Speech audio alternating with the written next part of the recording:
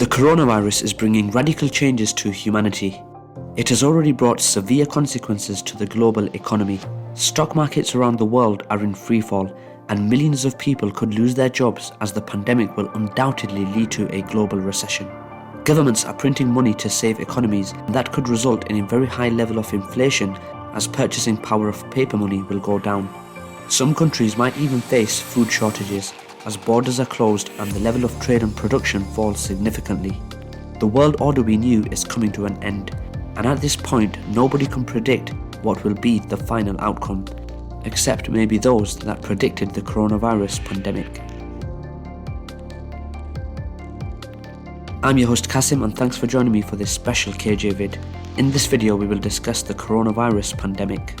Just before we start, please don't forget to visit our website kjvids.co.uk, where we will be uploading fresh perspectives of the coronavirus and its impact on the globe.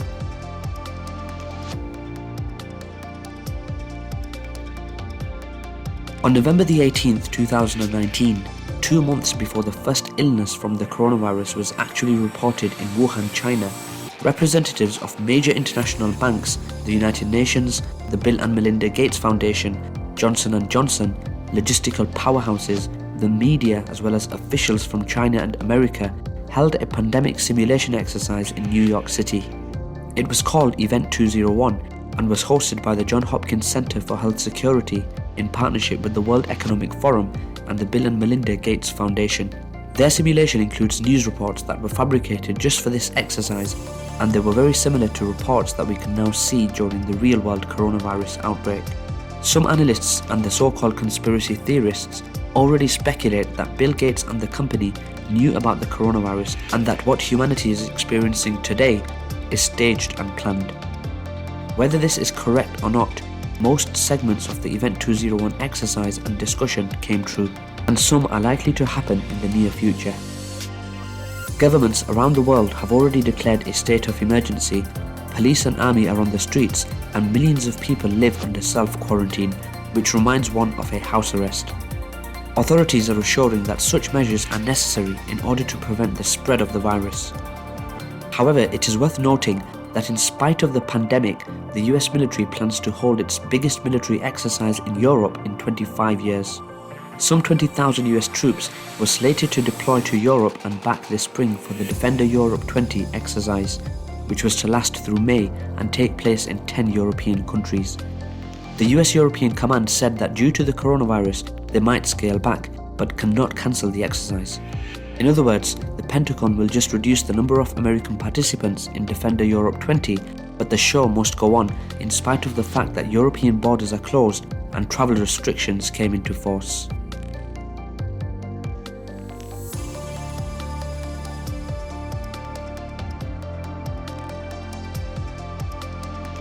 The coronavirus was a perfect test for all countries. It has provided an opportunity to governments to show how efficient they are. Even though many Western authors and politicians criticize the Chinese authorities for taking radical measures by closing Wuhan and many other cities, such actions resulted in a significant decline of the number of reported infected cases. China might be the first country to win the battle against COVID-19 unless the Event 201 prediction comes true and the pandemic erupts again, which will result in 65 million deaths in the next 18 months. Unlike China, the European Union showed that it is not capable to cope with the crisis. It was China rather than European countries that sent medical assistance to Italy, which has been heavily hit by the coronavirus and now has the largest number of deaths in the world. Even though the Shenzhen Agreement allows free movement of people throughout each of the member countries, the coronavirus has demonstrated that the EU member states are closing their borders and European solidarity virtually does not exist. In fact, it is questionable if the European Union still exists, since countries are forced to cope with this global problem on their own. The COVID-19 pandemic also showed many weaknesses of the current global system. At this point, this pandemic could be interpreted as the end of globalization, or at least the end of the current world order. As author Thomas Wright points out, the crisis seems all but certain to reinforce and deepen trends towards decoupling and deglobalization. Since borders are closed, trade is limited and level of production is reduced, many countries will have to stick to what they have and already produce, rather than to rely and depend on imports.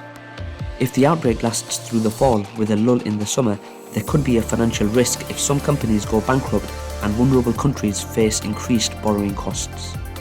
Market analyst Mark Faber once said he expected the US Federal Reserve's policy to destroy the world. It is difficult to tell what will happen. I happen to believe that eventually we will have a systematic crisis and everything will collapse, he said. The coronavirus has also triggered a Saudi-Russian oil war. As the global demand for oil went down, it is natural that the prices were reduced. The global recession is expected to heavily hit oil-rich Middle East countries since the vast majority of Gulf states depend on oil exports as they never diversified their economies. Low oil prices will also affect the Russian state income, although the country officials said Russia can stand $25 per barrel for the next 6 to 10 years. According to the Foreign Policy magazine, the coronavirus crisis is a political gift for native nationalists and protectionists. Its author Philip Legrain concludes that the coronavirus crisis threatens to usher in a less globalized world. Once the pandemic and panic abate, those who believe that openness to people and products from around the world is generally a good thing will need to make the case for it in a fresh and persuasive way.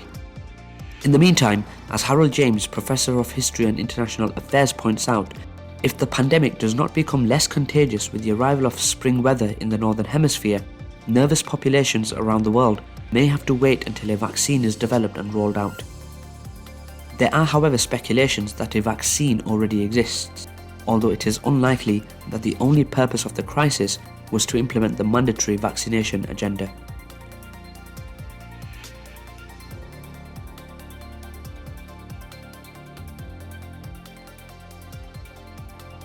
At this point, it is hard to imagine any country benefiting from the COVID-19 pandemic, even though the United States President Donald Trump said that the coronavirus would have a very good ending for the US.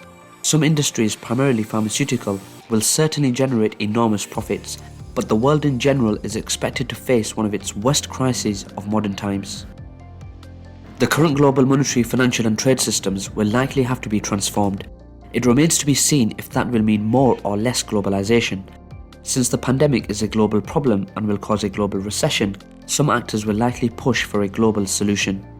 One thing is for sure, the world we knew is gone. The coronavirus will result in a new global order where mass consumerism and production will be heavily reduced. After all, if there hadn't been this virus, something else would have caused a radical transformation of the global system. Because energy resources are not unlimited, some countries are expected to run out of oil in the next 5 to 25 years. Others might have natural gas and oil for the next 100 years, but the level of consumption before the COVID-19 outbreak was simply unsustainable. Something had to slow it down, and that is exactly what the coronavirus did, whether it was planned or not. Thanks for watching another KJ vid. I hope you enjoyed this video and would love to hear your thoughts in the comments below. How do you think the coronavirus will impact the global economy and generally the geopolitical situation? Please don't forget to visit our website kjvids.co.uk, where we will be uploading fresh perspectives of the coronavirus. That's all for today, guys. We hope you stay safe, solo and strong. Thanks for watching again, and see you next time.